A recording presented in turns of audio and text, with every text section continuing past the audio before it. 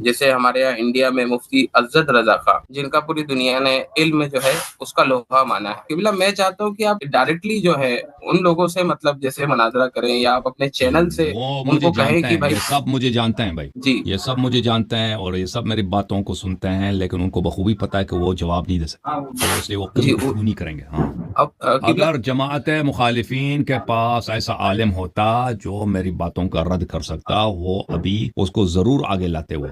अब मैं आपको ये बता रहा हूँ ना, ये इंडिया पाकिस्तान के जो उलमा है ना, इसको ये सऊदी अरब वगैरह में तो इनको इनको कोई घास भी नहीं डालता इनके सामने, ठीक है ना? वो इनको तो इंसान ही नहीं समझते ना, वो जी। कहते हैं ये अनपढ़ बेवकूफ़ हैं, ठीक है ना? इंडिया पा वैसे है भी इसी तरह, इतनी इनकी इतनी तालीम नहीं होती है। वो जो अज़हर मिस्र के जी। उलमा होते हैं, वो बड़े माहिर होते हैं, वाक़ई वो बहुत अपने फ़नून में बहुत उन्होंने मेहनत की है। सऊदी अरब के भी इसी तरह। तो जी। वहाँ से तो मैं पहले मुनाज़रात बहुत सारे कर चुका हूँ, वो भी इसी तरह भाग गए हैं सब।